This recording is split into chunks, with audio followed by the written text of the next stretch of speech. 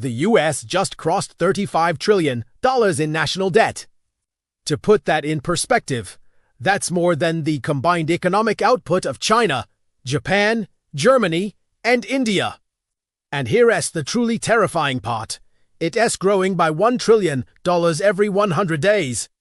You see, empires don't just collapse overnight. They collapse slowly, then all at once. Debt, in a way, built America. The vast highways that crisscross the nation, the schools in our neighborhoods, the wars we fought. Even the incredible achievement of the space race, all of it was paid for with borrowed money. It was a tool for investment, for growth. But somewhere along the way, a line was crossed. Debt stopped being just a tool and became the very foundation our economy stands on. Think about this. Back in 1980, the entire U.S. national debt was less than $1 trillion. Today, it's $35 trillion. Every major crisis we've faced, from the dot-com bubble bursting at the turn of the millennium to the financial meltdown of 2008 to the recent global pandemic, was met with the same solution. Print more money and borrow more money. We've been kicking the can down the road for so long that the road itself is now built out of cans. The system itself is now running on promises that can never realistically be kept. Let's look at the present day. In 2024 alone, the U.S. government is projected to pay over $1.1 trillion just in interest on its debt. That's not paying down the principal. That's just the cost of borrowing. This single line item is now larger than our entire defense budget. It's more than what we spend on healthcare programs. It's more than any other single expense in the federal budget. Every single second, the United States borrows another $80,000 that it doesn't have. Mainstream economists will tell you this is sustainable, that we can manage it.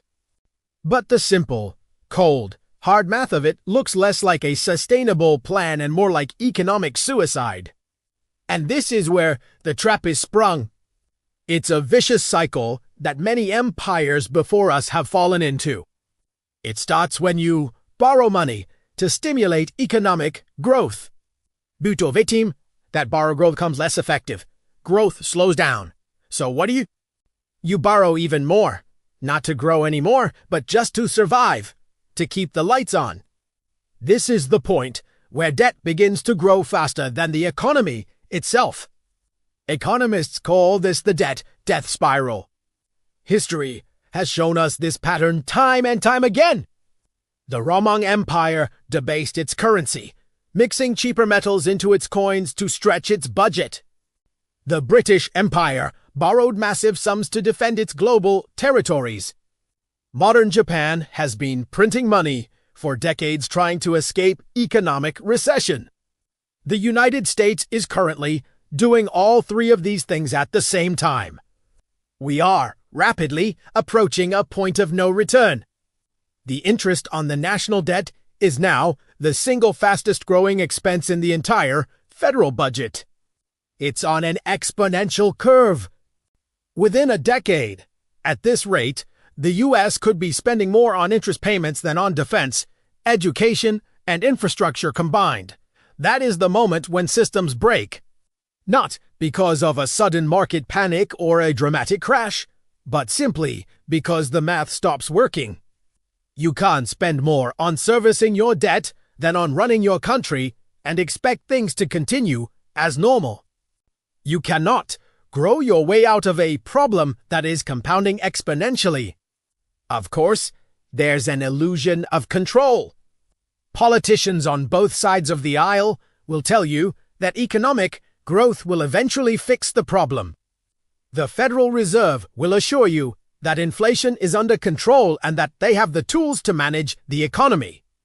But printing more money doesn't solve a debt problem, it just hides it. It's like taking out a new credit card to pay off an old one. It creates a temporary feeling of relief, a delay of the inevitable reckoning. This illusion works. Until it doesn't. It works only as long as people have confidence in the currency. And once faith in the US dollar begins to crack, it's game over, because our money isn't backed by gold anymore. It's backed by one thing and one thing only: trust. And trust is a very, very fragile thing. Globally, this shift is already happening. The US dollar has been the world's reserve currency for decades because the world believed in the strength and stability of the American economy. But that belief is starting to shift. The BRICS nations Brazil, Russia, India, China, and South Africa, along with their new members, are actively building their own parallel financial systems to reduce their dependence on the dollar.